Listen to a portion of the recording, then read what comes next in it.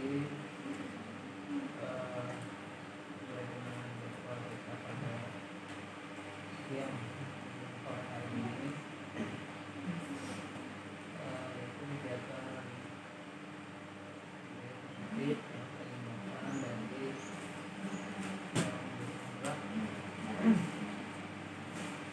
memulai kegiatan pada hari ini adalah kita untuk mempersingkat waktu, mungkin kita lakukan pada rutin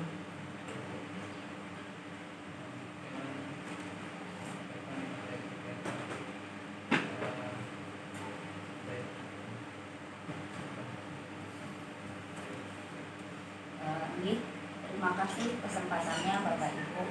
Mohon izin. Di sini akan menyampaikan tentang budaya positif. Tujuannya kenapa sih materi ini tuh harus disampaikan? Nah, karena ini ulun dapat bocoran langsung dari asesor BPD. Jadi untuk poin akreditasi itu salah satunya adalah budaya positif. Jadi sekolah itu harus sudah menerapkan budaya positif saat nanti ada akreditasi.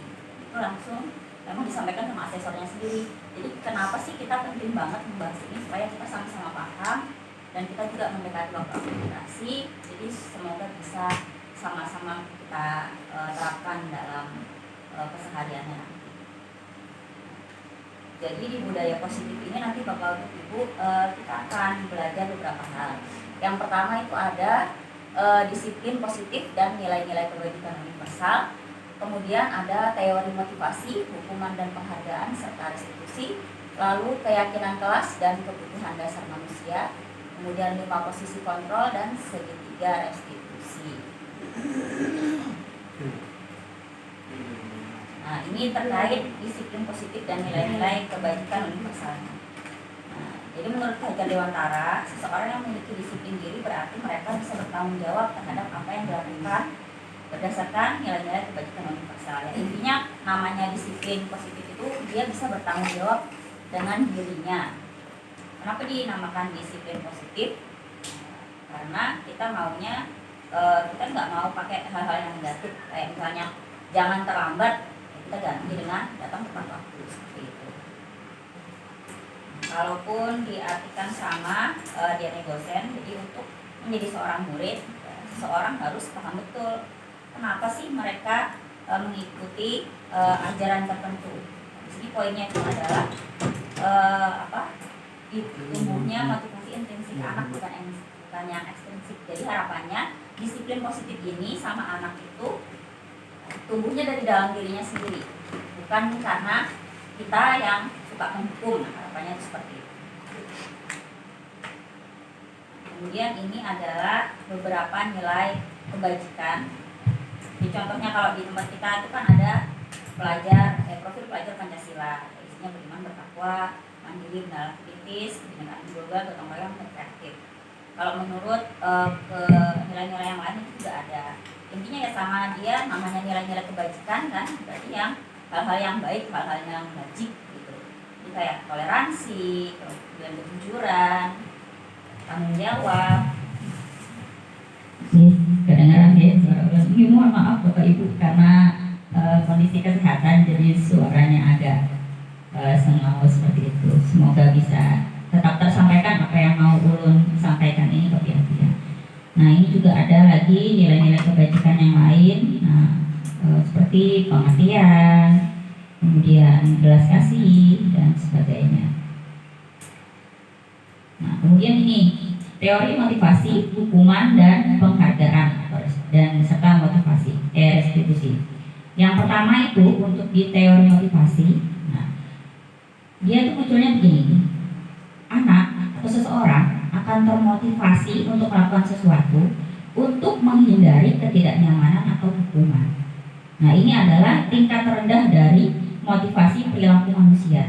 Nah, jadi orang yang motivasinya seperti ini ya cuma menghindari hukuman atau ketidaknyamanan. Misalnya anak ngerjain tugas supaya nggak kita hukum, anak datang terlambat supaya nggak kita hukum. Nah, jadi itu adalah salah satu motivasi.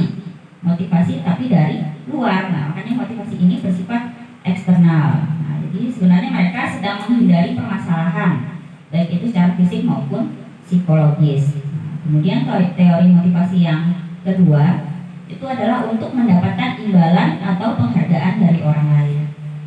Nah, ini satu tingkat sedikit di atas motivasi yang pertama tadi. Jadi orang itu atau anak-anak itu melakukan sesuatu karena dia mau dapat apresiasi, dia mau dapat hadiah. Oh, aku harus belajar supaya aku ranking 1, nanti dibelikan mamaku HP misalnya gitu. Oh, aku puasa 1 bulan supaya nanti bisa dibelikan baju baru, nah, misal seperti itu. Jadi motivasinya adalah untuk mendapatkan imbalan atau penghargaan dari orang lain. Nah, maka motivasi ini juga masih bersifat eksternal, dari luar diri kita. Nah, yang ketiga ini adalah untuk menjadi orang yang mereka inginkan dan menghargai diri sendiri dengan nilai-nilai yang mereka percaya.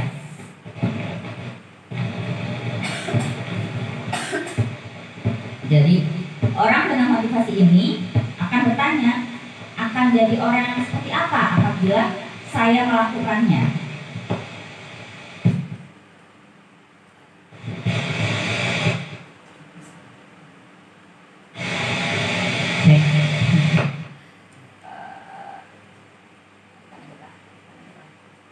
Kalau kayak gini kedengeran aja nggak sih?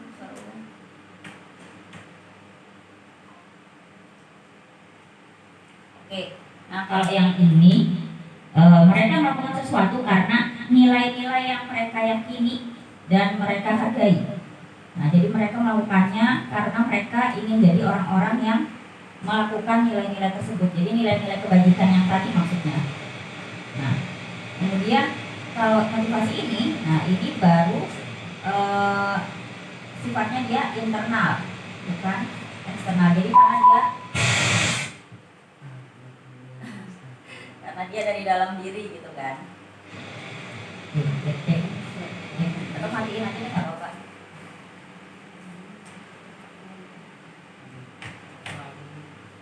Oke. Nah, jadi harapannya Bapak Ibu, anak-anak kita itu ke sekolah, anak-anak kita belajar itu karena motivasi yang ketiga ini. Gak cuma anak-anak sih, sebenarnya kita juga sebagai gurunya, sebagai tenaga pendidiknya juga harapannya motivasi kita itu adalah motivasi yang internal ini. Nah, kemudian tadi kan ada tuh di depan teori motivasi, hukuman dan penghargaan serta restitusi. Nah, sekarang kita bandingkan Bapak Ibu, hukuman versus konsekuensi versus restitusi. Kalau hukuman ini dia sifatnya nggak terencana atau tiba-tiba, dan biasanya dia tuh nggak relate sama kesalahannya anak. Misal, karena datang terlambat, kita suruh hormat tiang bendera, atau kita suruh dia lari keliling lapangan, terus itu. Jadi dia sifatnya satu arah, kan karena kita aja yang menentukan hukuman.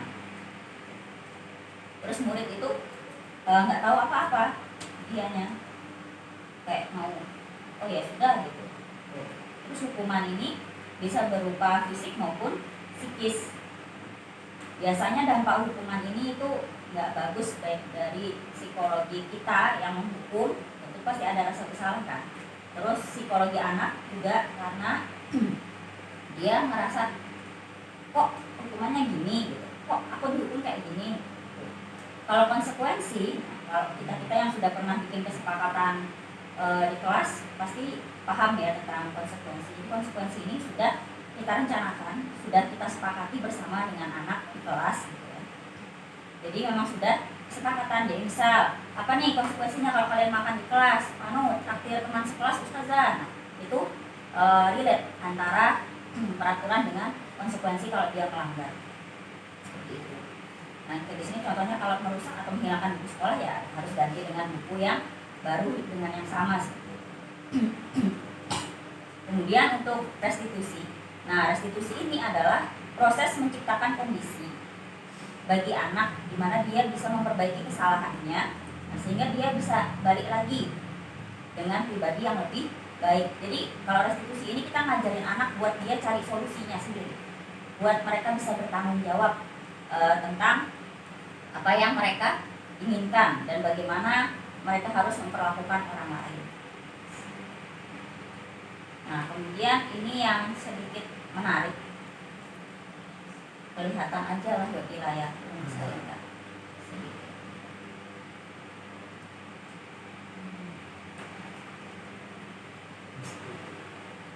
Nah, jadi di sini ada istilah dihukum oleh penghargaan. Nah, saat kita berulang kali menjanjikan hadiah kepada anak agar anak-anak itu jadi lebih tanggung jawab, atau kepada murid supaya dia mau belajar, atau kepada karyawan supaya dia mau bekerja dengan berkualitas, kita sedang berasumsi bahwa mereka tidak dapat melakukannya atau mereka tidak akan memilih untuk melakukannya. Jadi, ya, ini yang menarik Bapak Ibu di sini. Jadi ternyata reward atau penghargaan atau apresiasi yang kita kasih ke anak itu malah bisa bikin downtown motivasi mereka. Ya, jadi makanya di sini kenapa namanya adalah dihukum oleh penghargaan. Nah, jadi ini ada pengaruh jangka panjang, ada pengaruh jangka pendeknya. Jadi penghargaan itu efektif jika kita menginginkan seseorang untuk melakukan sesuatu yang kita inginkan dalam jangka waktu pendek. Nah, berarti kan dia nggak efektif kalau kita mau pakai ke anak-anak, karena kita maunya anak-anak itu belajar sepanjang hayat. Nah, terus jika kita menggunakan penghargaan lagi dan lagi, maka orang tersebut akan bergantung pada penghargaan yang diberikan serta kehilangan motivasi intrinsiknya tadi. Contoh kita mahir misalnya, anak ranking 1 nih, dari SD nih, kasih hadiah. Pas SMP dia nggak bisa ranking 1, nggak dapat hadiah, makin down lagi, dia menjadi malas belajar, aku nggak dapat hadiah. Jadi ini dihukum oleh penghargaan gitu ya. Kemudian jika kita mendapatkan penghargaan untuk melakukan sesuatu yang baik, maka selain kita senantiasa berharap mendapatkan penghargaan tersebut lagi, kita pun menjadi tidak menyadari tindakan baik yang kita lakukan, karena orientasinya kita itu cuma ke penghargaannya itu. Aku harus belajar supaya aku dapat hadiah, aku harus menang lomba biar dapat piala. Dia nggak menikmati proses belajarnya, dia nggak menikmati proses lombanya, seperti itu. Jadi terus ini ada penghargaan tidak efektif. Ya itu tadi, kalau dia melakukan sesuatu ya cuma iming-imingnya penghargaan itu tadi, terus bisa merusak hubungan. Gimana nih maksudnya bisa merusak hubungan? Ya misal nih juara 1, 2, 3 yang kita kasih kan juara 1, 2, 3 nih. Nah, semester berikutnya juara 1, 2, 3 nya berubah nih, yang satu gugur misal, ya digantiin sama yang lain. Nah, jadi yang ini kan awalnya 3 sahabatan, dan yang ini gugur. Nah, jadi akhirnya yang sahabatan mereka bertiga, nah dia merasa terasingkan. Nah, jadi akhirnya bisa merusak hubungan. Kemudian mengurangi ketepatan, karena yang tadi ya dia orientasinya itu lebih ke rewardnya. Jadi ketika mempelajari sesuatu itu tidak tepat seperti itu. Kemudian menurunkan kualitas, ya jelas karena tadi orientasinya ke hasil bukan proses. Terus mematikan kreativitas. Jadi misalnya dia lomba baca puisi, lomba cipta baca puisi, dia yang bacain, karena biasa menang. Jadi akhirnya dia tuh ke pressure, aku harus bikin puisi yang bagus supaya aku menang. Tapi justru di situ malah bisa bikin buntu. Terus penghargaan itu menghukum. Gimana maksudnya? Jadi mereka yang tidak mendapatkan penghargaan itu akan merasa terhukum, kayak sistem ranking tadi itu. Aku nggak dapet nih, aku salah kah? Aku bodoh kah? Jadi dia lebih jadinya melabeli dirinya sendiri bahwa dia tidak mampu, padahal kan kecerdasan anak itu beda-beda. Kemudian motivasi dalam diri. Nah, jadi memang yang paling penting itu adalah bagaimana kita memelihara motivasi intrinsik, motivasi dalam diri anak-anak, dalam diri kita itu agar melakukan sesuatu sesuai dengan hakikatnya, ya, belajar sepanjang hayat. Terus gimana, apakah penghargaan ini nggak boleh? Bukan nggak boleh, tapi alangkah baiknya kita lebih ke arah apresiasi. Ini misal anak itu ranking, selamat ya kamu sudah sejauh ini, hebat. Itu sama yang ranking. Yang nggak ranking gimana, kita apresiasi juga. Kamu sudah hebat loh, sudah sampai di titik ini. Jadi rata, tidak jomplang kita hanya mengapresiasi 1-3 orang anak yang nilainya tertinggi. Nah, kemudian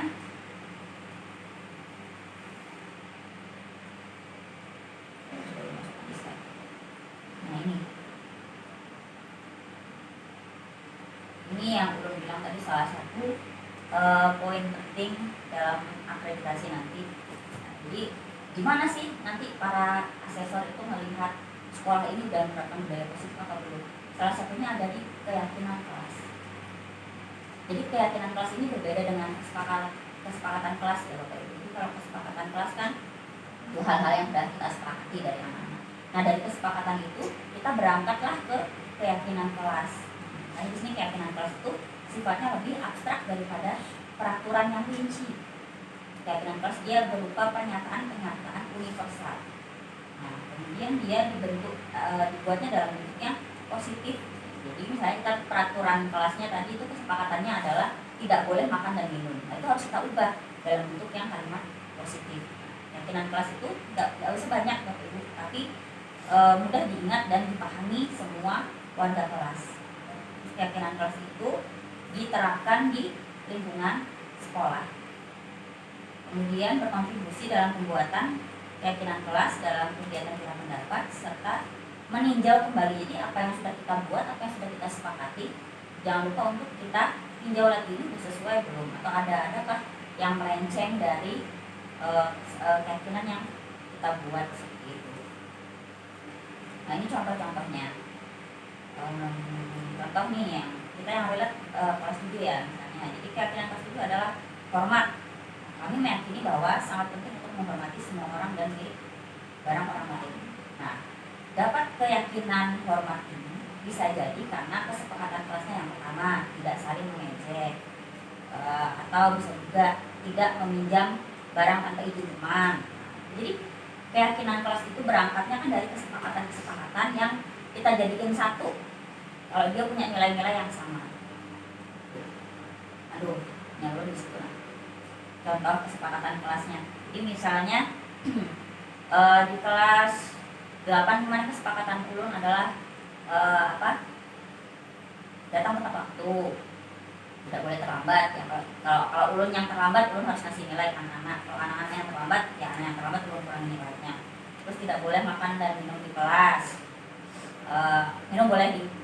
Tidak boleh makan tapi boleh minum. Kemudian tidak boleh tidur di kelas. Terus dilarang membuli. Terus lupa pokoknya poin-poinnya seperti itu. Nah ini dari kesepakatan ini kita ambil nilai-nilai kebajikannya tadi mana. Oh yang jujur itu yang mana, yang bagian tanggung jawab itu yang mana, yang bagian menghormati itu di mana. Jadi bentuknya lebih singkat dan mudah diingat, harapannya seperti itu. Nanti dari keyakinan kelas ini dia akan berangkat membentuk namanya keyakinan sekolah. Tapi untuk kita bisa membuat keyakinan kelas ini terus naik bisa jadi keyakinan sekolah, maka kita butuh memahami 5 kebutuhan dasar manusia. Yang pertama itu jelas ada bertahan hidup. Ya, di sini maksudnya ya sandang, pangan, papan, makan, ya kan, rumah, pakaian. Jadi misal nih, kenapa sih ada anak yang suka nyomotin bekal temannya, suka mintain bekal temannya? Oh bisa jadi dia di rumah ternyata yang bertahan hidupnya ini bagian makannya belum terpenuhi. Tuh, karena kan ada tuh kadang anak-anak yang ngadu, Ustazah, terus itu suka banget misalkan bekal ulun. Nah, jadi kita jangan langsung judging, kita perlu tahu kenapa sih anak ini jadi kayak gitu. Terus ini ada kasih sayang dan rasa diterima. Jadi ini keinginan kita, keyakinan kita, kebutuhan kita untuk disayang. Siapa di sini yang nggak butuh disayang? Semua pasti butuh disayang ya kan, butuh diterima. Nah, terus ini ada tentang kebebasan berpendapat, kebebasan untuk melakukan sesuatu yang tidak melanggar hak orang lain. Terus kesenangan ya, masa kita hidup nggak butuh hiburan ya kan. Nah, terus terakhir adalah penguasaan. Ini untuk lebih jelasnya kita nonton sama-sama video berikut.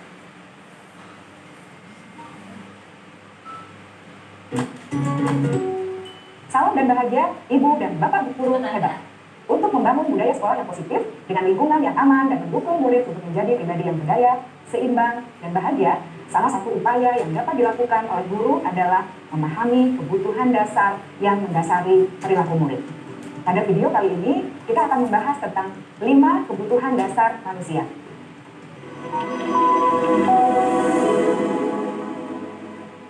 Ki Hajar Dewantara dalam salah satu kutipannya menyatakan, kita ambil contoh perbandingannya dengan hidup tumbuh-tumbuhan. Seorang petani dalam hakikatnya sama kewajibannya dengan seorang pendidik yang menanam padi misalnya. Hanya dapat menuntun tumbuhnya padi.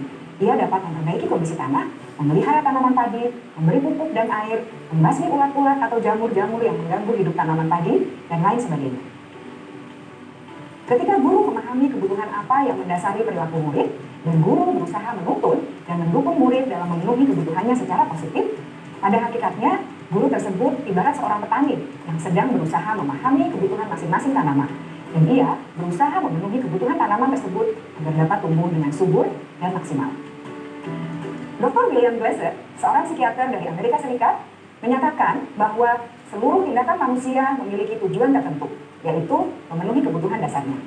Ketika kelima kebutuhan dasar telah terpenuhi secara memadai, maka murid akan tumbuh dengan seimbang dan bahagia. Sebaliknya, ketika kebutuhan dasar tidak terpenuhi dengan baik, maka seseorang akan mengalami emosi negatif, seperti bosan, sedih, dan kecewa. Bahkan, mereka dapat melakukan perbuatan yang bertentangan dengan nilai-nilai kebajikan atau melanggar peraturan. Dengan kata lain, perilaku buruk seseorang biasanya adalah respons dari kebutuhan yang tidak terpenuhi. Namun, mereka tidak tahu cara untuk menyampaikannya. Ada 5 kebutuhan dasar manusia menurut Dr. William Glasser, yaitu yang pertama, kebutuhan untuk bertahan hidup atau survival. Yang kedua, kebutuhan untuk merasa diterima atau love and belonging. Yang ketiga, kebutuhan akan kebebasan atau freedom. Yang keempat, kebutuhan akan kesenangan atau fun. Dan yang kelima, kebutuhan akan penguasaan atau power. Kebutuhan dasar yang pertama adalah kebutuhan yang bersifat fisiologis untuk bertahan hidup atau survival. Misalnya, kesehatan, rumah, dan makanan. Kebutuhan biologis sebagai bagian dari proses reproduksi termasuk kebutuhan untuk tetap bertahan hidup. Kebutuhan untuk merasa aman juga termasuk dalam kebutuhan ini.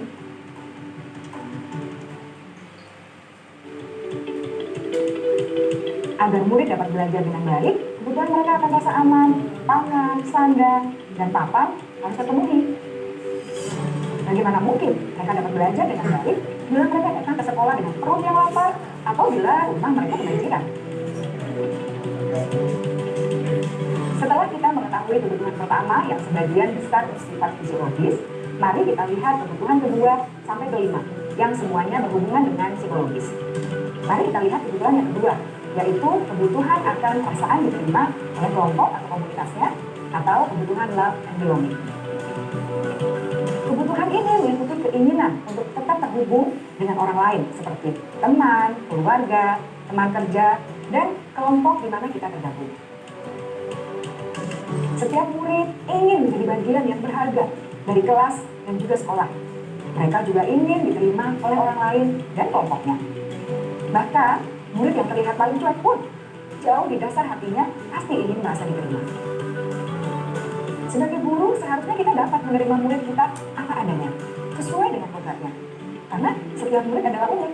Mereka memiliki kekuatannya masing-masing, sehingga guru seharusnya bisa menciptakan kesempatan untuk murid berkolaborasi dan memiliki ikatan emosi satu sama lain. Murid-murid yang memiliki kebutuhan yang besar untuk merasa diterima, biasanya mereka belajar karena suka pada gurunya. Dan mereka juga suka bekerja dalam kelompok. Kebutuhan yang ketiga adalah kebutuhan akan kebebasan atau kebutuhan membuat pilihan. Murid harus diberi kesempatan untuk membuat pilihan dan bertanggung jawab atas pilihan yang mereka telah ambil. Memberi mereka kebebasan bukan berarti membiarkan mereka melakukan apa saja yang mereka mau, melainkan lebih memberi mereka kesempatan untuk membuat pilihan, menyuarakan pendapat mereka dengan percaya diri, dan memberi mereka kesempatan untuk mencoba hal-hal yang baru. Pembelajaran dengan metode yang beragam dan menarik juga akan memenuhi kebutuhan murid tentang kebebasan ini. Pembelajaran berdiferensiasi, di mana guru menyediakan beberapa jenis tugas yang bisa dipilih oleh murid sesuai minat mereka, sangat baik untuk mengembangkan murid menjadi lebih mandiri dan memiliki motivasi internal. Karena kebutuhan akan kebebasan pada dasarnya adalah kebutuhan untuk mandiri, memiliki otonomi, memiliki pilihan, dan mampu mengendalikan arah hidupnya sendiri. Kebutuhan yang keempat adalah kebutuhan akan kesenangan. Bayangkan Bapak Ibu, hidup tanpa rasa senang. Betapa menyedihkannya. Glasser menghubungkan kebutuhan akan kesenangan dengan belajar. Jangan sepelekan kebutuhan murid untuk merasa senang di kelas. Sebagai guru, jangan ragu-ragu untuk dengan sengaja memasukkan kegiatan yang menyenangkan dalam kelas. Murid-murid dengan kebutuhan dasar kesenangan yang tinggi ingin menikmati apa yang mereka lakukan. Mereka juga konsentrasi tinggi saat mengerjakan hal-hal yang disenangi.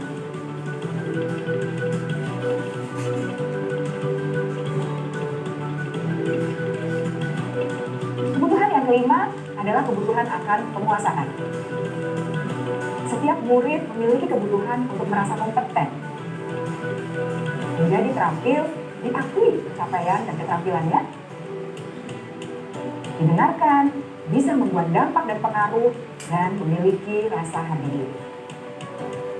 Mereka sebaiknya diberi kesempatan untuk membuat keputusan tentang hal-hal yang penting dalam hidupnya dan tidak merasa dikontrol oleh sistem sekolah. Pada murid yang telah menginjak usia remaja, seringkali mereka merasa tidak memegang kendali atas kehidupannya sendiri, karena guru kerap kali berpengaruh dalam mengambil keputusan. Murid-murid yang memiliki kebutuhan dasar akan penguasaan yang tinggi, biasanya selalu ingin menjadi pemimpin. Mereka juga suka mengamati sebelum mencoba hal-hal yang baru. Mereka juga perfeksionis dan merasa kecewa bila melakukan kesalahan. Ibu dan Bapak guru sangatlah penting bagi kita untuk mengetahui kebutuhan dasar murid-murid, agar kita memahami alasan dibalik sikap dan tingkah laku mereka. Bila murid berperilaku buruk atau melanggar peraturan, sehingga tindakannya tidak sesuai dengan nilai-nilai kebajikan, maka guru harus mencari tahu alasan yang mendasari tindakan tersebut, dan kebutuhan apa yang belum terpenuhi. Melalui percakapan dengan guru dalam pendekatan disiplin positif, murid dapat diajak untuk bersikap reflektif dalam mengenali kebutuhan-kebutuhan yang berusaha mereka penuhi dan mendasari tindakan mereka. Jika guru mengabaikan perilaku buruk murid, maka perilaku tersebut akan berpengaruh pada suasana kelas yang kurang kondusif dan akan berpengaruh pada tujuan dari pendidikan itu sendiri. Ibu, Bapak guru hebat, mari kita menjadi guru yang lebih baik dengan memahami kebutuhan dasar murid-murid kita dan senantiasa membimbing mereka untuk menjadi pribadi yang berdaya, seimbang, dan bahagia. Salam dan bahagia, Ibu dan Bapak guru hebat.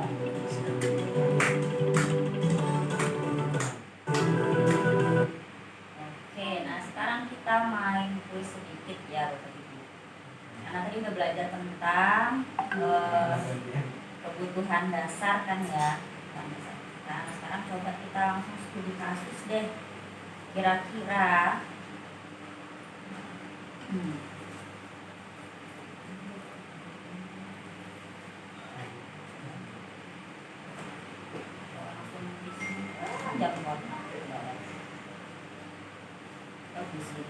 Kalau Bapak Ibu izin ya. Nggak boleh. Ayo coba. Kurang sejam lah isi waktunya. Nanti orang tanya-tanya sama Bu Ica.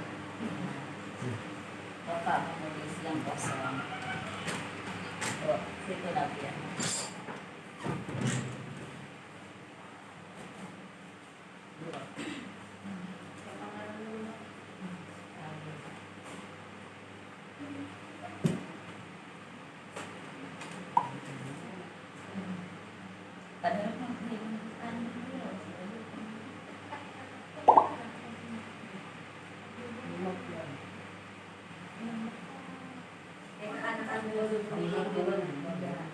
Customize sambil menunggu.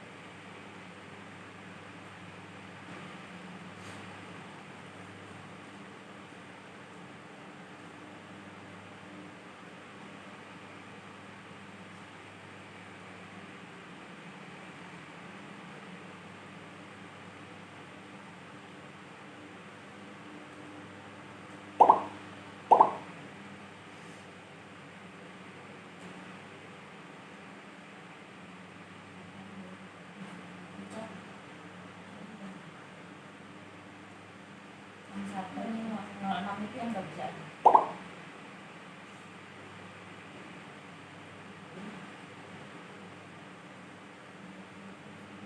Sudah. Ya.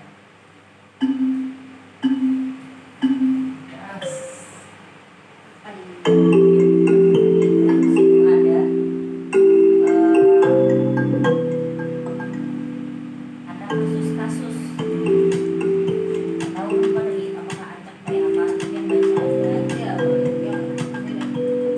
nah intinya kalau responnya si anak seperti itu nah kira-kira kebutuhan dasar apa yang ingin dia penuhi.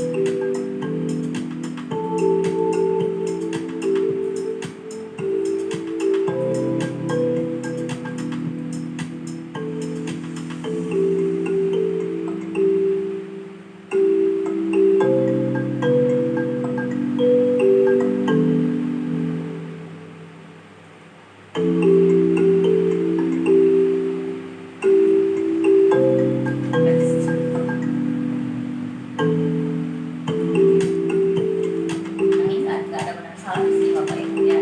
Nah, menurut yang dia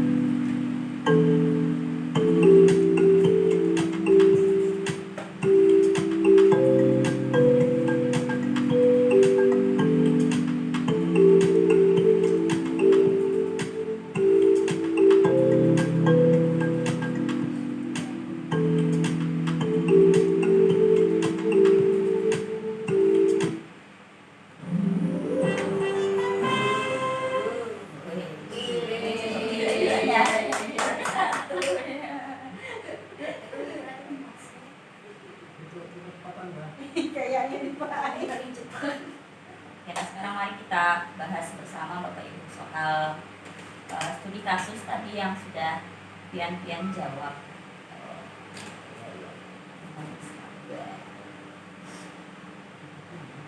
Cepat.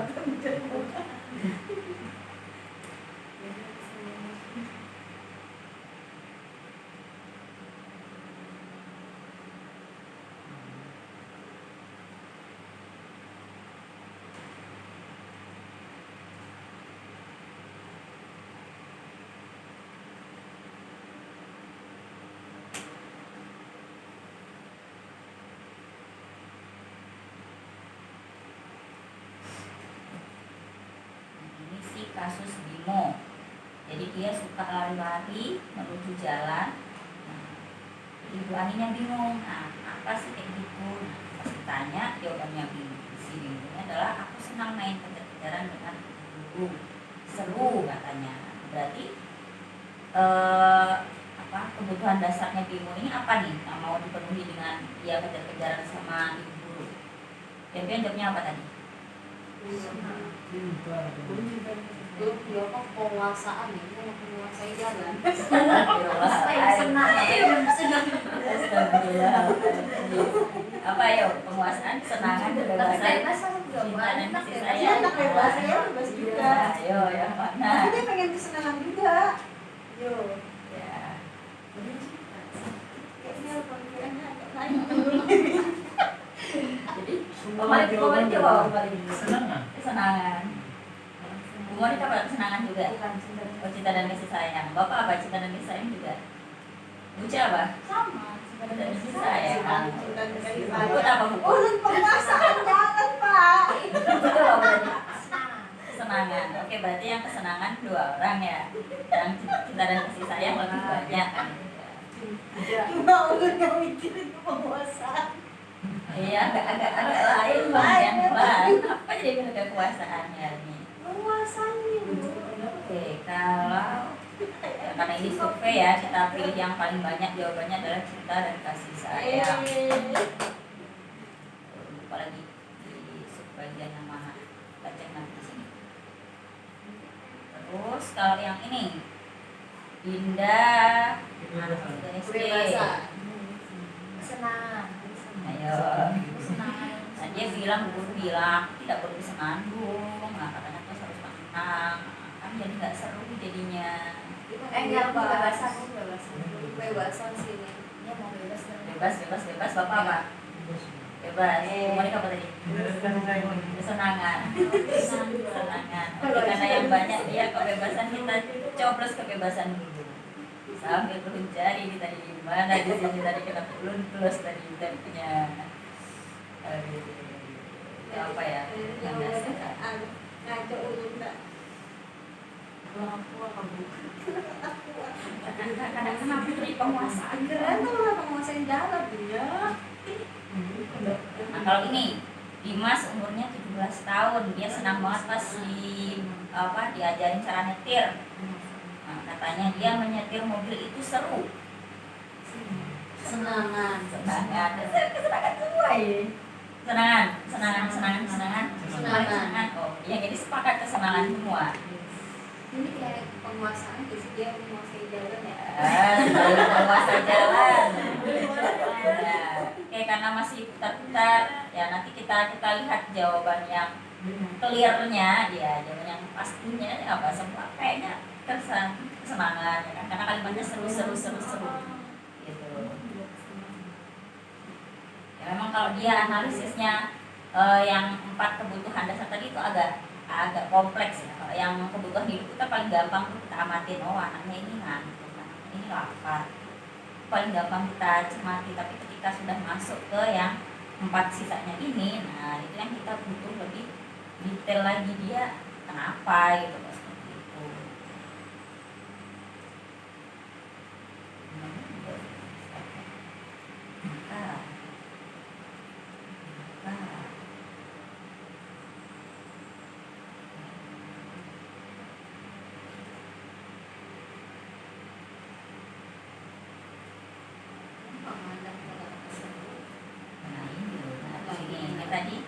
Ini tadi banyaknya apa? Cinta dan kasih sayang. Yang kejar-kejaran ibu guru tadi. Cinta dan sayang. Kebebasan Bang itu. Senang. Itu loh, kesenangan. Karena inya himung, Aku sangat kejar ya. Ibu kerja aku karena ibu sayang aku. Maksudnya gitu. Nah kalau yang ini tadi Ini kesenangan. kan nggak seru jadinya si Dinda kan nggak seru jadinya. Senang kan Ya tadi ini yang banyak kesenangan kayaknya kesenangan ya. si Dinda tadi. Iya. Kayaknya yang banyak tadi kan kayaknya kesenangan anak. Baik. Ya, Ya, benar. karena kan nggak seru jadinya katanya. Terus ini, mobil. penyetir mobil itu seru. Kebebasan. Ya tadi enggak, tadi biar sepakat semuanya kesenangan. Ya. Tuh. Nah, kalau ini dengan dengan masih konteks kasus yang sama tapi kalimat Dimasnya berbeda. Kalau Dimasnya biar bisa jalan-jalan naik mobil sama teman-temanku Cinta dan berarti kasih sayang. ya cinta dan kasih sayang. Kalau aku merasa bangga dan keren. Penguasaan. Tuntas Itu tuntas dan dikasihnya. dilihat dari kalimatnya Pak. Aduh ini nggak bisa dipet lagi. Bisa pergi ke tempat-tempat yang aku suka. Senang. Ada sih. Karena kan dia bisa pergi. Oh iya. Kau bisa diretrai. Kayak apa aja? Dari Bapak kayak apa aja bisa menganalisis kita lihati dari kalimatnya. Nah, misalnya ini, ibu guru tidak menyapa aku hari ini, padahal aku pakai jepit rambut baru Cinta dan loh. kasih sayang. Ya, karena dia mau diperhatikan. Perhatian itu kan masuk di cinta dan kasih sayang. Itu cintanya kosong ini. Isi saya. Ya, isi. Nah, ini aku sebel. Ya, jadi ini. Nah, guru nunjukin ke teman-temanku di depan kelas. Kebebasan. Bapak ibu guru nunjukin ke teman-teman penguasaan. Harusnya musik itu. Iya kan, dia jadi merasa sebal itu gara-gara apa kebutuhan mana yang dia tidak terpenuhi berarti. Kebebasan. Kebebasan, penguasaan. Ayo apa yang berarti Tidak rapi.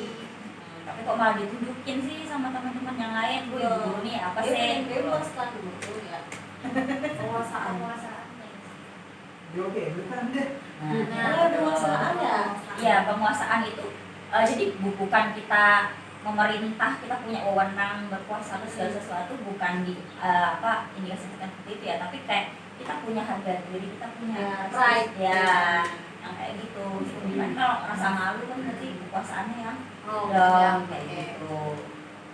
Kali enggak. Analisis kata-kata Ini aku bosan, cuma gitu-gitu aja sih belajarnya. Ya, semangat. semangat. Bosan. Bosan. Bosan coy. Bebasnya. Kan? Masa Bisa cuma kosong. gitu-gitu aja. Cuma gitu-gitu aja. Oh Pak, itu ada di video tadi mah. Yang salah satu kebebasan itu ya dengan cara bikin itu tadi pembelajaran yang diferensiasi. Oh iya. Jadi variatif. Lupa dengan videonya ditampilkan. Oke. Jadi seperti itu ya Bapak Ibu untuk yang 5 Lagi. kebutuhan dasar. Nah ini nih yang menarik nih. Kita belajar dulu tentang 5 posisi kontrol guru. Nah, jadi ketika kita menghadapi suatu problema di sekolah umumnya ada 5 posisi kontrol yang kita lakukan. Yang pertama adalah penghukum. Jadi seorang penghukum biasanya menggunakan hukuman fisik maupun verbal. Jadi misalnya, kamu terlambat, ayo lari keliling lapangan 10 kali. Nah, itu berarti posisinya dia sebagai penghukum. Kemudian yang kedua adalah pembuat rasa bersalah. Jadi pembuat rasa bersalah ini akan menggunakan keheningan yang membuat orang lain merasa tidak nyaman, bersalah atau rendah diri. Oke, ingat nggak waktu masalah Zulfa kemarin? Ya. Pada mikir akan ustazah, kamu semalam uyu dan siang-siang kepanasan hari. Nah, itu adalah salah satu contoh pembuat rasa bersalah. Terus teman, guru pada posisi ini tidak akan menyakiti murid, namun akan tetap berupaya mengontrol murid melalui persuasi. Contohnya kayak Terkakif, itu kan Terkakif itu udah modelan kontrol teman banget dah. Posisi beliau seperti itu. Tapi negatifnya kalau posisi teman itu jadinya anak akan ketergantungan. Kalau nggak ada Ustadz Akif, dia nggak bakal kayak gitu. Maunya cuma nurut sama Ustadz Akif, misal seperti itu. Kemudian ada pemantau ini bertanggung jawab atas perilaku orang-orang yang kita awasi. Posisi pemantau berdasarkan pada aturan-peraturan dan konsekuensi. Jadi dia cuma ngedikte aja sesuai dengan kesepakatan yang sudah disepakati bersama. Kemudian ada manajer, yaitu posisi di mana guru berbuat sesuatu bersama dengan murid, mempersilakan murid mempertanggungjawabkan perilakunya mendukung murid agar dapat menemukan solusi atas permasalahannya sendiri. Nah, kita langsung ke video studi kasusnya nih, biar pian-pian makin paham yang 5 posisi kontrol tadi. Salam bahagia Ibu dan Bapak guru hebat. Dalam penerapan disiplin positif restitusi, salah satu program yang dikembangkan adalah 5 posisi kontrol. 5 posisi kontrol dalam restitusi adalah proses perjalanan seorang pendidik agar dapat mengenali dirinya. Pada video kali ini, kita akan membahas tentang 5 posisi kontrol yang dikembangkan oleh Diane Dawson dan contoh penerapannya.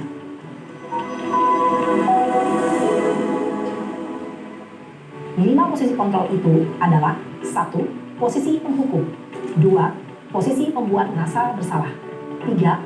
Posisi teman, 4. Posisi pemantau atau monitor, dan 5. Posisi manajer. Untuk lebih memahami kelima posisi tersebut, mari kita saksikan kasus Naren yang terlambat hadir 20 menit di sekolah dan melihat bagaimana kelima posisi kontrol dalam menghadapi masalah tersebut. Ini kasusnya sama Bapak Ibu, tapi ada 5 posisi kontrol yang berbeda.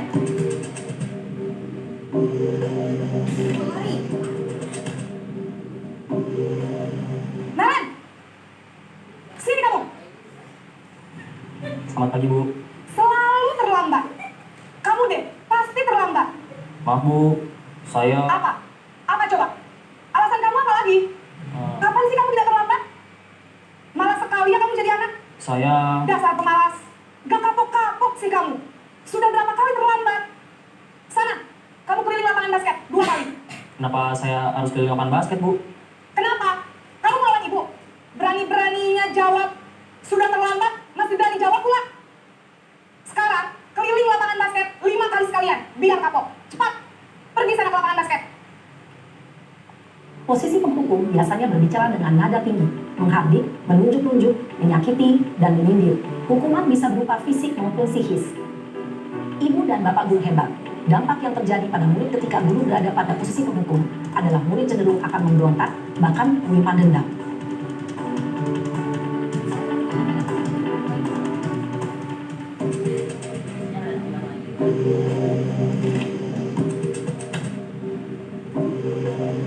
Naren! Selamat pagi, Bu. Naren, kamu kenapa terlambat lagi, nak? Ya Tuhan, Naren, kamu senang ya bikin ibu susah ya?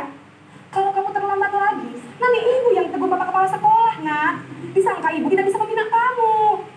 Duh, gimana ini? Maaf, Bu. Duh, Gusti Naren, kamu suka ya kalau ibu tegur bapak kepala sekolah? Terus, sekarang ibu harus tulis apa ini di buku absen? Ini kamu sudah sering terlambat loh. Ibu harus apa coba? Maaf, Bu. Maaf sekali. Ya sudah, lain kali jangan bikin ibu susah lagi anak ya. Ibu tidak akan kuat lagi kalau kamu begini terus. Bisa jantungan kalau ibu tegur bapak kepala sekolah. Sana cepat, kelas. Maaf ya, Bu. Maaf sekali. Posisi pembuat rasa bersalah berbicara dengan nada tenang, cenderung lembut. Namun kata-kata yang diutarakan membuat murid merasa menjadi orang yang gagal. Memandang buruk dirinya sendiri, merasa tidak berharga, dan tidak sanggup membahagiakan orang lain. Ketika guru mengambil posisi pembuat rasa bersalah, murid akan menganggap dirinya yang bersalah dan ia akan menyimpan emosi negatif tersebut di dalam dirinya. Naren, dikata Naren. Naren! Selamat pagi, Bu. Wah, sudah jam berapa ini nak? Terlambat lagi ya sayang. Iya, Bu. Habis ibu saya lupa bangunkan saya, Bu. Kamu malah menyalahkan ibu kamu. Kamu bukannya anak yang larinya paling kencang. Kok terlambat sih? Iya, Bu. Saya memang terlambat bangun tadi. Jadi, biarpun saya lari kencang, tetap gak kekejar, Bu. Ya sudah sana, nanti lain kali larinya lebih kencang lagi ya. Biar gak terlambat lagi. Bikin seneng ibu, demi ibu. Bisa kan? Bisa lah, Bu. Ya sudah sana masuk kelas. Ibu beresin urusan absen kamu. Kamu ini ada-ada saja. Dalam posisi teman, guru berbicara dengan nada suara ramah, akrab, cenderung bersenda gurau untuk menjaga suasana tetap santai. Murid akan merasa senang, aman, dan akrab dengan guru. Identitas yang tercipta adalah identitas sukses atau berhasil. Namun, perlu diingat, karena ini masih dorongan eksternal, maka ada faktor ketergantungan dari murid kepada orang tertentu. Di sini, guru absennya, sehingga di lain waktu, murid bisa berperilaku baik, namun hanya kepada orang-orang tertentu saja.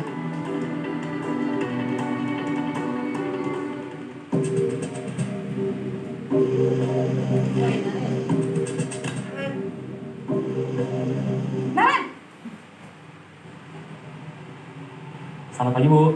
Naren, apa peraturan sekolah kita tentang jam berapa kita harus masuk sekolah, Nak? Kita harus di sekolah jam 7, Bu. Iya betul, sekarang sudah jam 7.20. Naren sudah tahu konsekuensinya jika terlambat hadir? Paham, Bu. Saya harus tinggal kelas pas jam istirahat selama 20 menit. Iya benar, konsekuensinya demikian. Jadi nanti jam 9.30, pas istirahat, kamu harus tinggal di kelas, kerjakan tugas tambahan untuk ketertinggalan kamu, ya? Baik, Bu.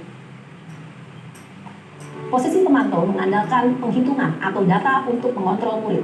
Guru mengarahkan murid berdasarkan peraturan dan konsekuensi. Seorang pemantau menunjukkan bahasa tubuh dan ekspresi wajah yang datar dan cenderung formal.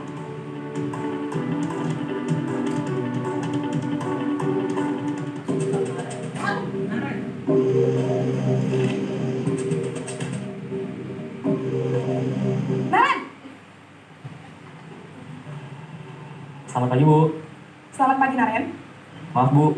Saya terlambat. Iya, sekolah masuknya jam 7, sekarang sudah jam 7.20. Jadi sekarang bagaimana nih, Naren? Maaf, Bu. Saya lupa setel alarm saya semalam. Baiklah, menurut kamu, keyakinan sekolah yang mana yang perlu kamu tingkatkan? Menghargai diri sendiri dan orang lain mungkin, ya, Bu. Setuju. Jadi, apakah Naren meyakini prinsip saling menghormati tersebut? Iya, Bu. Saya meyakininya. Apakah Naren bersedia memperbaiki masalah keterlambatan ini? Bersedia, Bu. Bagaimana kamu akan perbaiki masalah keterlambatan ini? Saya akan coba untuk tidak lupa menyetel alarm saya, Bu. Baik, kalau Naren lupa menyetel alarm di rumah, ada orang yang kira-kira bisa bantu mengingatkan tidak? Ada, Bu. Kakak saya, Kak Emma. Ada lagi selain Kak Emma? Selain Kak Emma, ada ibu saya. Baik, jadi yang mengingatkan Naren adalah Kak Emma dan ibu kamu, ya? Kira-kira akan mulai setel alarm kapan nih, Naren? Setelah pulang sekolah, akan segera saya lakukan. Baik, jadi Naren akan setel alarm untuk bangun besok pagi dan akan diingatkan oleh kakak dan ibunda Naren, ya? Ada lagi yang mungkin perlu dilakukan, Naren? Agar tidak terlambat bangun lagi. Tidak ada, Bu. Baik, Naren. Terima kasih untuk kerjasama kamu. Sekarang kamu perlu kembali ke kelas untuk belajar. Baik, Bu. Terima kasih. Posisi manajer adalah posisi kontrol yang disarankan untuk membimbing murid memiliki sikap disiplin yang positif, yaitu murid yang mandiri, bertanggung jawab, dan dapat memecahkan masalah. Tujuan dari posisi ini adalah agar murid dapat berefleksi atas tindakannya.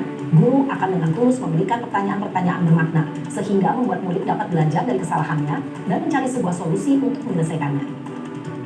Ibu dan Bapak guru hebat, setelah mengamati adegan kelima posisi kontrol tadi, kira-kira posisi mana yang paling ideal? Posisi mana yang dapat menunjang motivasi intrinsik murid? Ya, tentu posisi manajer. Posisi ini adalah posisi ideal yang ingin dituju setiap pendidik. Pada posisi inilah, guru dapat menerapkan disiplin positif yang berpihak pada murid, yang memerdekakan murid. Perjalanan seorang pendidik tentunya tidak mudah untuk sampai pada posisi seorang manajer. Namun, tujuan kita pasti, yaitu menciptakan murid-murid yang mandiri, merdeka, dan bertanggung jawab. Semoga penggambaran 5 posisi kontrol yang telah diperlihatkan ini dapat menjadi ajang refleksi bagi kita semua, agar dapat terus mengasah dan menerapkan disiplin positif yang memerdekakan murid. Mari terus berlatih dan bersemangat. Selamat menerapkan. Salam dan bahagia, Ibu dan Bapak guru hebat.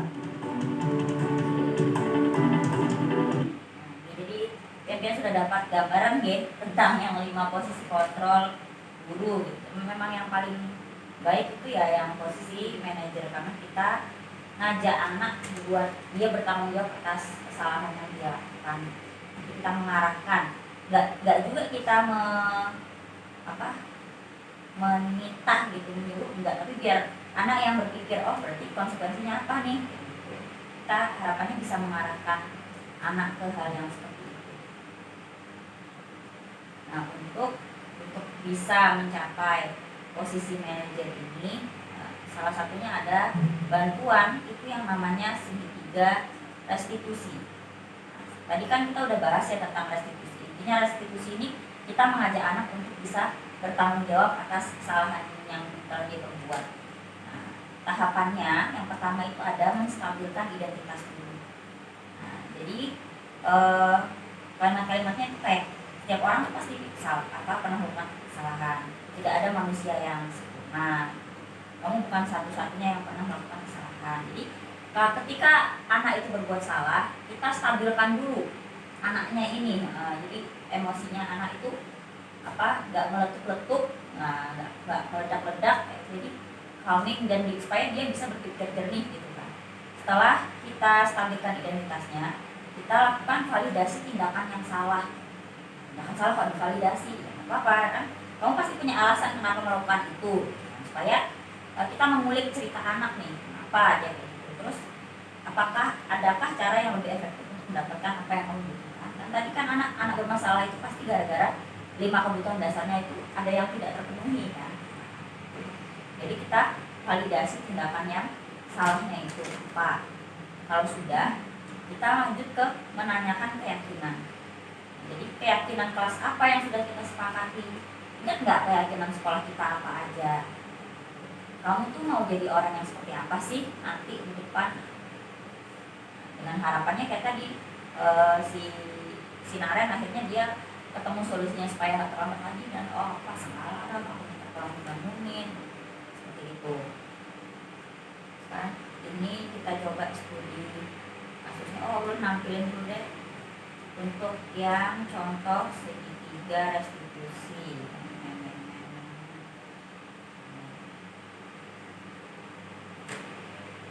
Jadi ulun mempraktikkan, jadi memang melakukan aksi nyata untuk mencoba menerapkan segitiga restitusi ini.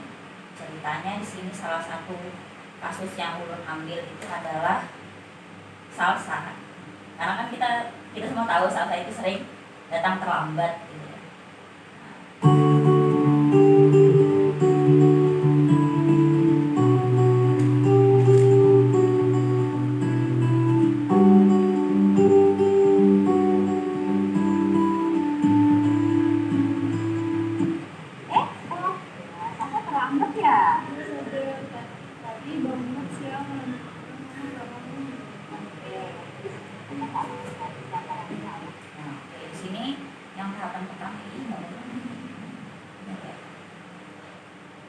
Berubah.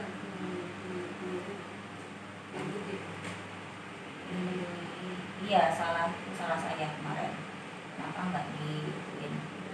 Ya. Nah, di sini tawaran pertamanya kan dia harus menstabilkan identitas utama.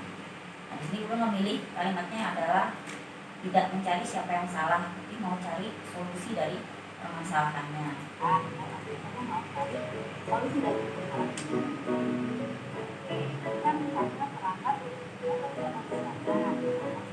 ada alasannya kan?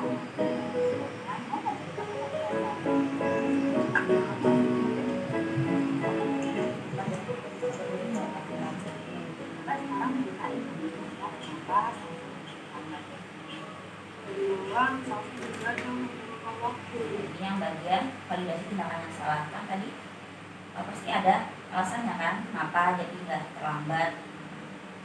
Terus validasi tindakan yang salahnya adalah kan salahnya dia bilang dan dia begadangnya ngapain? Begadangnya main sosmed. Oke, main sosmed itu memang menyenangkan. Nah, itu bagian dari validasi kan, itu validasi kesalahan. Tapi kalau berlebihan pasti bisa merugikan diri sendiri. Kami ngapain? Proses jadi memang ya main sosmed itu kan menyenangkan, sendiri. Nah, itu kalau gitu kan, yang dampaknya masih besar Ciptaan kamu telat. Kamu telatnya mari sekarang bisa ingat lagi deh keyakinan apa yang Nah, ini yang menanyakan keyakinan. Coba deh lihat lagi nih nilai-nilai keyakinan yang ada di sekolah kita kan, benar sih, bertambah intelek, mandiri, dan lain-lain kayak gitu kan. Nah, apa aja sih yang kita percaya, apa sih yang sampai ingat? Nah, terus dengan terlambat ini bagian mananya nih dari keyakinan yang salah anggar berarti?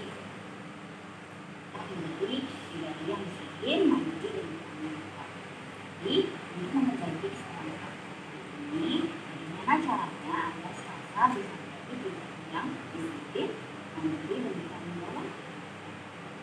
Salsa nggak akan bergagal lagi, nggak akan membawa waktu sama pasangan dalam hidup. Ingat ya, mandiri, tenang, kasih, ini awal. Sekarang itu ingat ya, boleh lepas. Bagaimana nanti durasi. Ya, jadi kurang lebih seperti itu Bapak Ibu untuk praktik yang segitiga restitusinya. Jadi ketika kita menghadapi anak yang bermasalah, hal pertama yang perlu kita lakukan adalah menstabilkan identitasnya dulu. Baru setelah itu kita validasi kesalahannya. It's okay, nggak apa-apa kok, salah itu nggak apa-apa gitu kan. Baru terus menanyakan keyakinannya, kamu tuh mau jadi orang yang kayak apa sih? Ini sebenarnya ulun nyediain, nah, karena kalau ini nggak dipraktekkan nggak bisa menurut ulun. Jadi ini ulun sediakan studi kasus. Nah, sebenarnya lebih banyak orang lebih baik sih, karena di sini aku ada ini kasus yang pertama. Ini ada yang berperan sebagai guru, sebagai murid, mungkin berapa orang satu berdua dah, berdua kan gabung ya situ. Biar bapak-bapak sama bapak-bapak, ya ibu sama ibu. Ulun jadi muridnya yang nakal. Jangan sebelumnya muridnya nakal. Enak nakal kak, nakal dulu berkali saja. Yang gurunya cocok, guru nakal yang sabar. Ya, Pian bagikan dulu yang mana yang mau jadi guru, yang mana mau jadi murid. Nanti sambil ulun Nabi yang pelindung, itu kan jelaskan. nakal. Nah, ya, Pian pilih dulu, Pian mau jadi guru, mau jadi murid. Nah, ini sudah yang sudah pasti.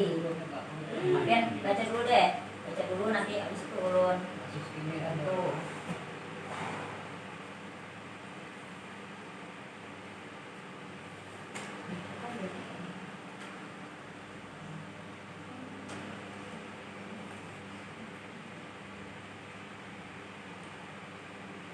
Ini cocok banget nih menjajan.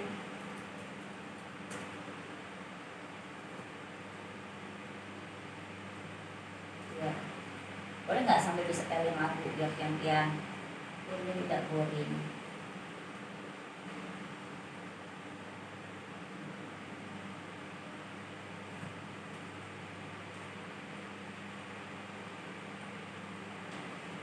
Ya, semangat kemerdekaan kita utama ini saja.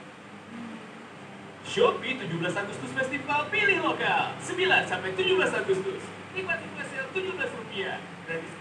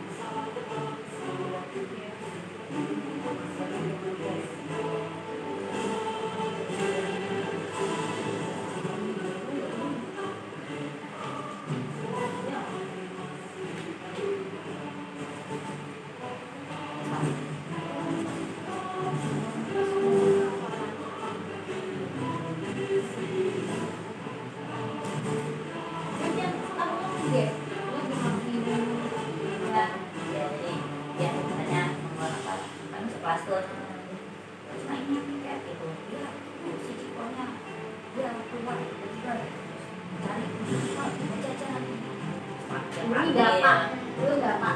Yang manggil dan baru kita jalankan dengan tadi. Oh, sini cukup. Iya.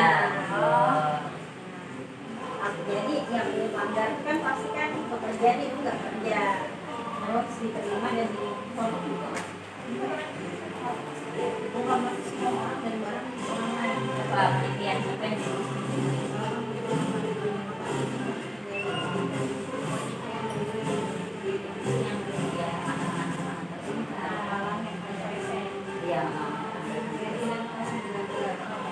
Apa tuh?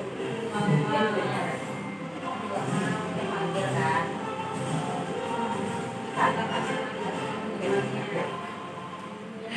Makanya ini kan diskusi lawan. Pulang tadi.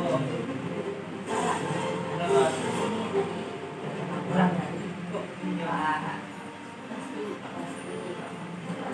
Gimana dong? Jalannya beda.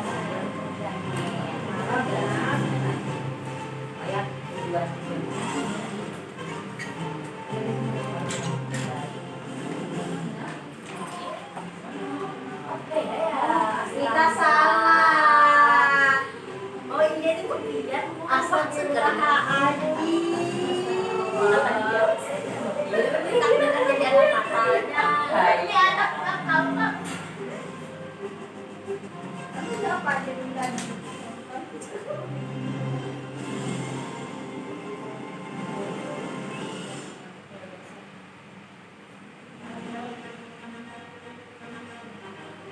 apa yang sudah Ya gitu.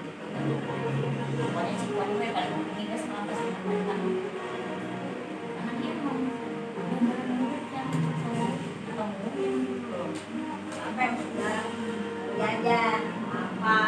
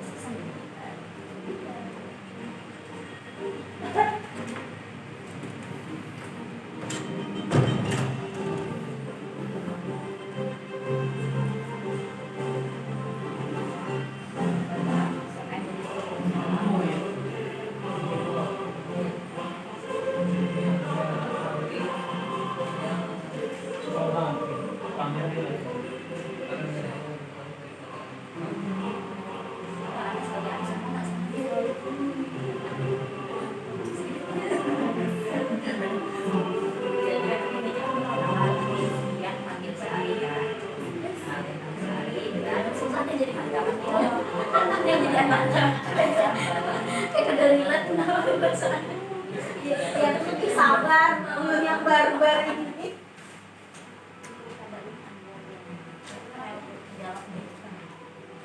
Kian lagu dulu lo minum nih ada pohon kentang Ya ada praktek dah. Pen dua sudah kan? Siap praktek dah sudah. ada di mana nggak ada kami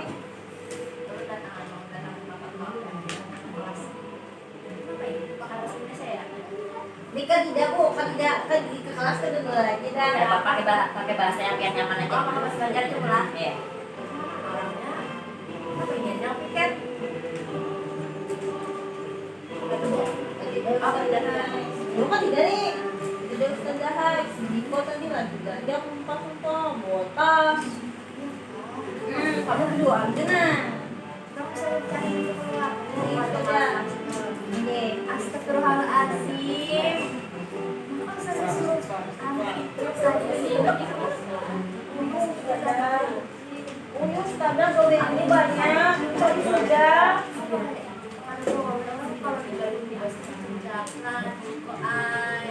Kenapa dia punya video? Ini ada video mana? Oh berarti udah video penyabar ya? Makanya terima kasih kan penyabar ku aku. Gagal ada segitiga.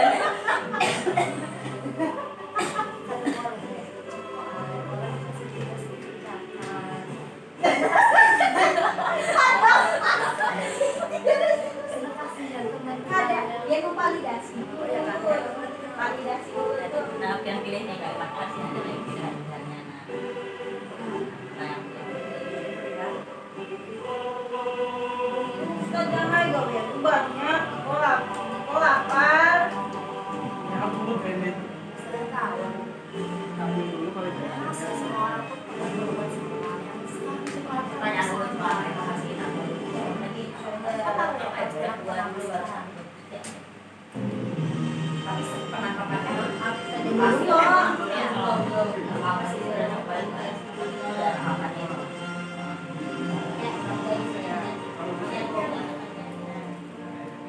ya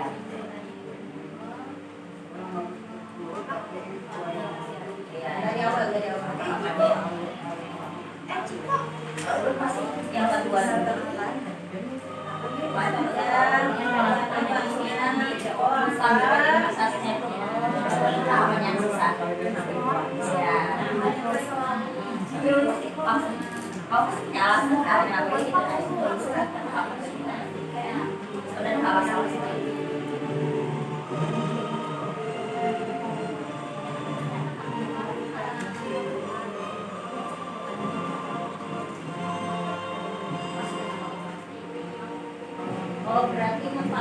tampilkan identitas dulu. Maaf saja salah. Saja salah. Kedua, Silvianya langsung ke kamu. Ya.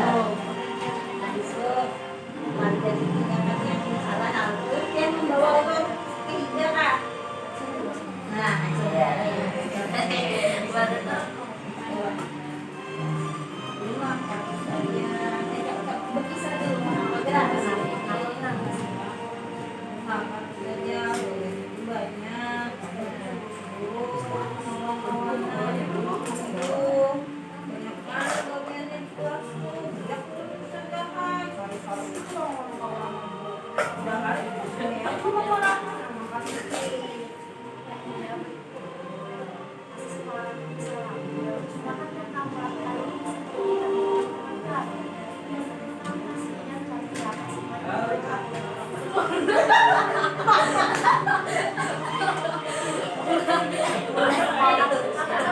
Dia langsung jatuh ke pembuatan bersalah itu dilanda manajernya.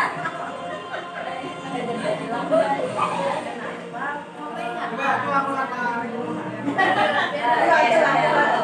Oke, gue sini berdua mau langsung praktek ya. Ayo kita coba perhatikan beliau berdua. Ya, ini yang penting paham kan? Hari tadi Ustaz ketemu sama lihat Amira. Pak, tunggu Pak, sama Pak. Gimana masih dulu? Ya, ya. Hari tadi Ustaz ketemu Amira. Dia itu lagi sedih. Nangis. Kenapa dia seperti itu? Kenapa katanya ada salah satu temannya yang menemukan dekatnya. Itu kamu apa alasan Ari sehingga melakukan hal tersebut? Kalau begini saya kenal awalnya dulu merasa dia dulu lebih tinggi dari yang lain. Jadi dulu sedikit bangga kemudian sombong merendahkan yang lain. Oh, gitu ya. Sebenarnya Ari tidak ada manusia yang Gitu. semurah itu hanya di Allah. Gitu. Jadi sebenarnya kan tadi kita sudah mengajari dalam kelas terkait perlunya kita belajar menghargai.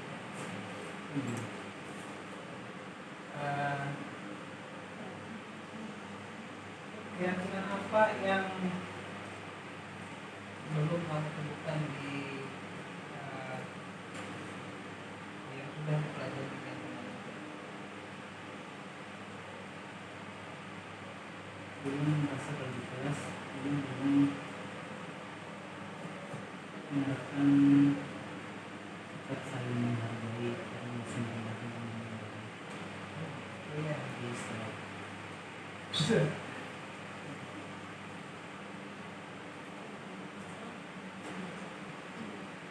Lain kali kita harus Bisa dokumentasi pribadi dulu.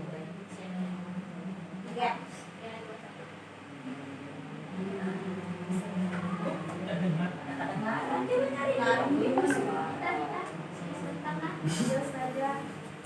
Jangan ketawa, Bapak. Jangan ketawa, Pak. Bapak kan salah saya dulu. orang melihat Ya, lihat kan duduk kan di sini, Kak. Berdiri. Kayak melihat.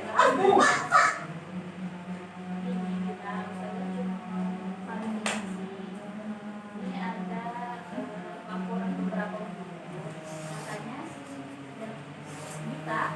kita sering izin ke toilet ya setiap jam pelajaran. Jangan ketawa.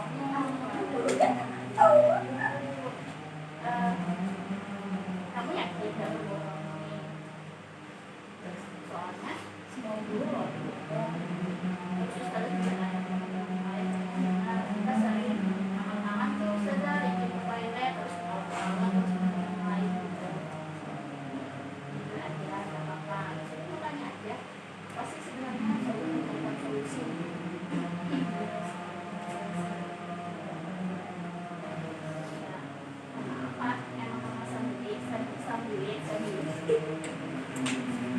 Agak ketawa sendiri.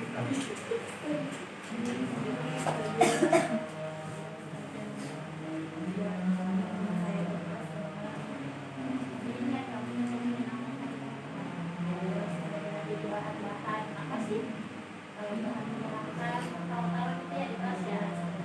Terus kamu tahu nggak kira-kira itu tindakan kelas apa yang kamu melanggar dari perbuatan itu? Berbohong. Kamu tahu konsekuensinya berbohong? Apa?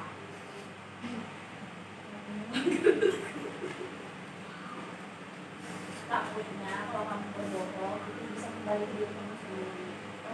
Kamu izinnya katanya sendiri, padahal enggak kan ya? Nah, bisa jadi doa nanti. Kamu sudah benar tahu.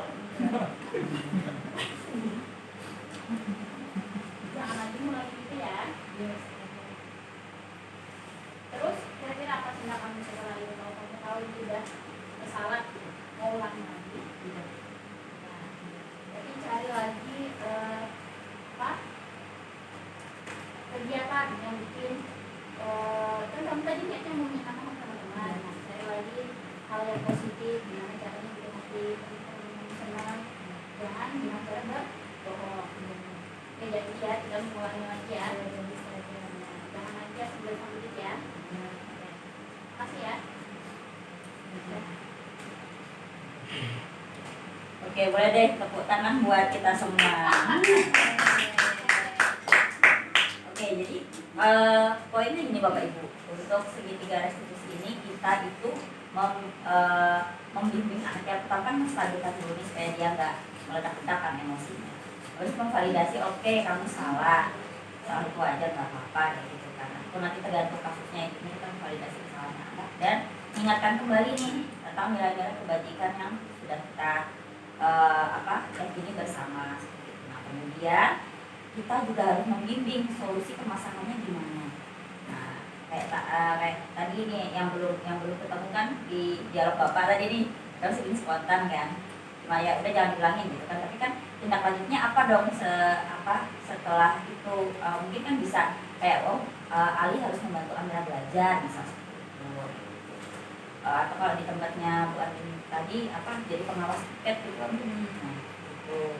Terus di tempatnya Buca kan tadi pada sekian sudah ngomong harus menyenangkan teman-temannya tuh dengan cara lain. Nah, tapi caranya itu yang belum ketemu. Nah, jadi itu tuh kita harus bisa membimbing anak biar bisa dapat solusi dari masalah dan juga memantau nih jalan apa enggak nih nanti solusi yang dia lakukan. Ada tadi bicaranya Apa dari itu? teman terakhir teman setiap hari. Oh gitu. Oh iya, senang. Ganteng bocos. Insyaallah.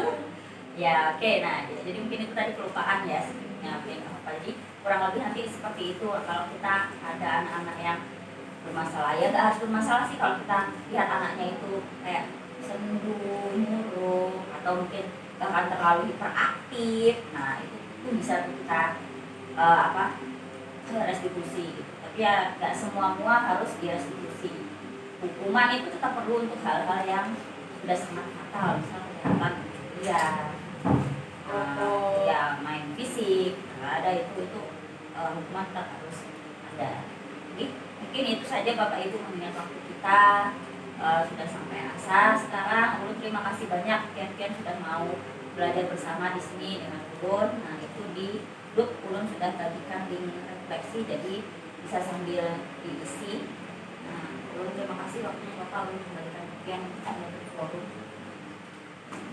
Dari berbagai semua sudah belajar sama-sama.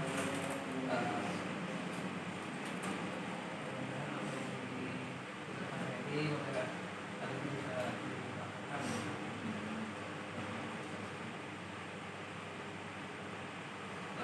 yang bikin kegiatan berikutnya masih ada.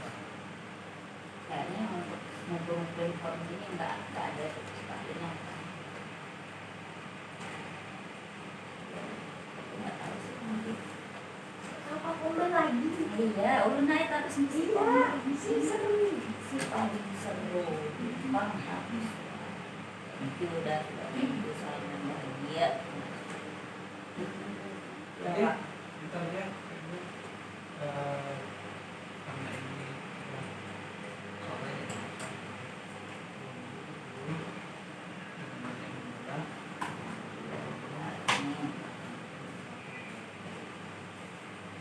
Terima kasih banyak Bapak Ibu. Mohon diisi link refleksinya karena mungkin kan di situ tuh ada tuh pertanyaan apa tindak lanjut kita. Jadi mungkin nanti bisa diimbaskan lagi ke teman-teman yang belum bisa berhadir pada hari ini. Karena kalau mau menciptakan budaya positif di sekolah kita itu nggak cuma 1-2 orang, tapi semua itu harus terlibat. Terima kasih sekali lagi Bapak Ibu, waktu sekian di sini. Mohon maaf kalau ada salah. Wassalamualaikum warahmatullahi wabarakatuh.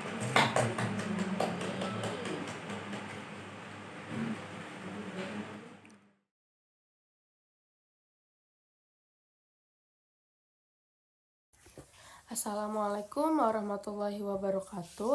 Perkenalkan, nama saya Syifa Salsabila. Saya adalah salah satu pemeran dari video tersebut. Menurut saya, sebaiknya kita menasihati orang itu dengan secara lemah lembut tanpa ada kekerasan. Kita tanyakan apa penyebab dari masalah tersebut agar kita tahu dan kita bisa memberikan solusi.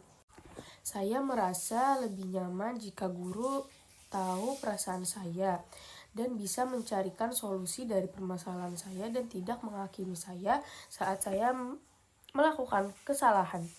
Mungkin itu saja tanggapan dari saya. Terima kasih. Wassalamualaikum warahmatullahi wabarakatuh.